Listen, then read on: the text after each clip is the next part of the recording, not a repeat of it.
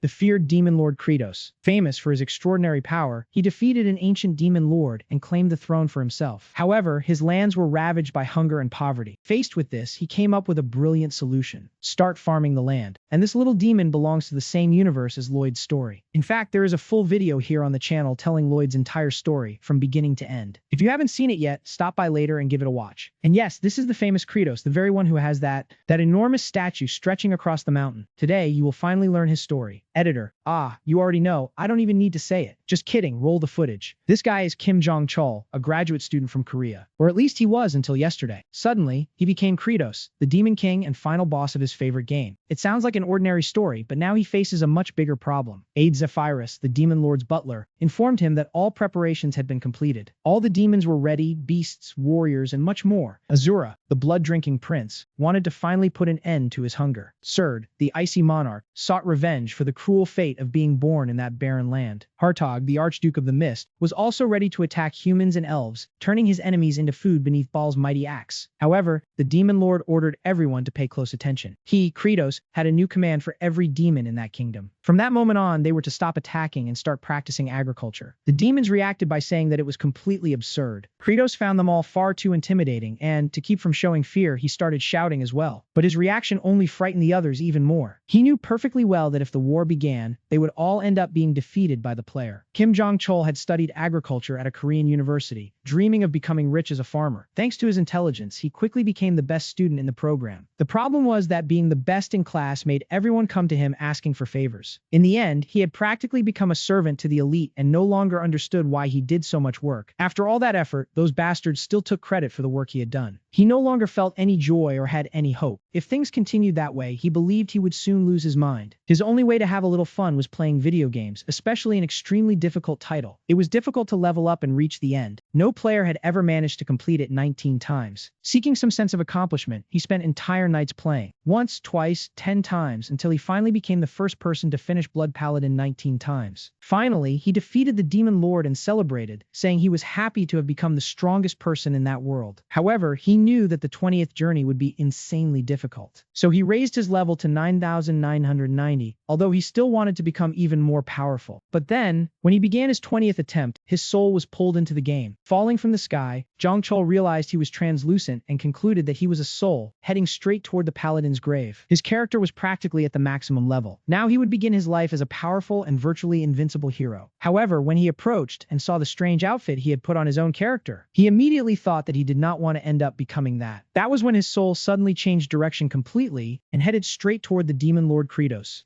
Back in the present, he regretted that he was nearly going insane. If only he had not thought that foolish thing when looking at his character. Old Jong-chol, the name of that character, would have become the most powerful figure in the entire story. He was absurdly strong. Meanwhile, the demon commanders debated whether Kratos had grown weaker. Asura suggested joining forces to bring him down and then dividing the kingdom, since Kratos had claimed the throne by defeating his predecessor. Hartog, however, questioned the idea. If Kratos still retained his power, at least 2 of the 4 would probably not survive the confrontation. Sid replied that they could only try if someone was willing to serve as a shield during the confrontation. Meanwhile, Baal could think of nothing but his own hunger. Asura agreed. If they found proof that Kratos had truly grown weaker, then they could launch their attack. They intended to finish everything in one blow. Baal, however, continued thinking only about how incredibly hungry he was. Later, Zephyrus presented a report to Kratos. The army's situation had deteriorated drastically, and new problems had begun to emerge. There were more cases of demons attacking one another, while some abandoned their lands without warning. On top of that, the 4 generals believed Kratos had grown weaker and planned to unite against him. Kratos realized he would not survive if all 4 attacked together. If he showed any sign of weakness, his end would be almost certain. Then he thought about the player. If no one had awakened that body, it would have remained nothing more than a corpse. In that case, perhaps invading the human world would be a better option. However, Zephyrus showed him a recording of the paladin's grave, sent by General Wallace. The paladin had already awakened and was defeating the demons in a terrifying manner, making his opponents suffer terribly. Kratos immediately abandoned that idea. It looked like a horror scene, and he wanted nothing to do with that man. Leaving there was definitely out of the question. But if things continued that way, his surrender would make it seem that he had grown weaker, and the 4 generals would turn against him. The alternative would be entering the human kingdom and meeting the same fate. He had never wanted to end up in that world. What a miserable situation. It seemed impossible to find even a little happiness. His only way out was to solve the food shortage and calm the demons. So he stood up, determined to prepare some land and begin planting crops. And Zephyrus commented that Kratos was narcissistic narcissistic, arrogant, and completely ill-mannered. It was completely repulsive and frightening, but he knew he should not do that. Kratos wondered if Zephyrus was trying to provoke him. After all, he had always had that strange way about him. Zephyrus had only appeared once before the battle against the Demon King, without any explanation. Even so, he ended up becoming quite a popular character. Judging by his lines in the game, Zephyrus seemed to show tremendous loyalty to King Kratos. However, at that moment, I was simply being a nuisance. Zephyrus remarked that he was the first Demon King to lose so much support from the demons, and asked whether he intended to cultivate that land. Kratos had not expected his memory to be so poor. He retorted that he was the Demon King and told Zephyrus to control himself. However, Zephyrus refused and stated that he would continue. Zephyrus led Kratos to completely barren fields and explained that, in such a dry climate with extreme temperature fluctuations, practically nothing could grow. Kratos agreed, as that region was known as the Land of Death. Even so, he believed his abilities could restore the soil, although he hated having to do the work himself. Since surviving was the absolute priority, his first move was, dig up some of the soil and taste the earth. Zephyrus recorded that the Demon King was behaving strangely, looking like a beggar eating dirt. Kratos immediately ordered him to stop writing that down. Zephyrus replied that he was merely doing his job by recording the Demon King's chronicles. Apparently, his memory was even worse. Kratos simply spat out the dirt and concluded that the soil contained no nutrients, not even nitrogen. Nitrogen is also essential for plant growth, even though it is present in large quantities in the atmosphere. Even so, plants cannot directly use atmospheric nitrogen. Since this reaction does not occur naturally, they need to absorb the element found in the soil. In that place, however, that would be practically impossible. He needed to find a natural source of nitrogen. One possibility was lightning, since its high voltage could cause nitrogen to oxidize. It would then turn into nitrate, mix with the rain, and eventually become incorporated into the soil. He also knew that Kratos' main attack involved electricity. Blood Strike produced lightning while causing the moisture in the blood to react at the same time. It was the perfect technique for that situation, so he ordered Zephyrus to retreat. He then lightly wounded his own hand to try to activate Blood Strike. At that very moment, however, he thought about how much it hurt. Meanwhile, all the generals watched the two of them closely. They all reached the same conclusion. The king had truly grown weaker. Zephyrus commented that he was clearly weaker. Kratos immediately suspected that Zephyrus might be involved in the scheme against him. To Kratos, enduring that pain was still better than losing his life, so he hurt his own hand again. He tried to use Blood Strike, but absolutely nothing happened. In the end, all he managed to do was feel a sharp pain in his hand. The generals then approached and asked whether he was feeling weaker. At that moment, Kratos realized that the situation had become complicated. Meanwhile, the paladin remained standing, recovering memories of his previous lives. He had already arrived at that place more than 10 times, and every time he headed in the same direction. His destination was the Demon Mountain, where he had a mission to fulfill. However, before continuing his journey, he decided to turn back first. Kim Jong-chul remained there. Then Asura began to speak. The Demon Clan followed a well-known rule. The strongest individual became the Demon King. Kratos realized that those demons were truly powerful. Unable to use any abilities, he feared he would not survive for long after arriving in that world. However, the fear Kratos felt ended up placing overwhelming pressure on Asura. Even so, Asura stated that, under the current circumstances, Kratos would not be able to defeat him. When he looked back, however, he realized that the other generals were simply ignoring him. Naturally, they wanted to watch the duel before taking any action. Asura then thought that those generals were truly terrifying. To the others, that was perfectly normal. After all, they were all demons and naturally behaved cruelly. Zephyrus announced that, according to an ancient demonic tradition, the duel would be broadcast live. Therefore, there was no way to back out anymore. Asura asked what kind of absurd story that was. Kratos replied that he was also unaware of such a tradition, but Asura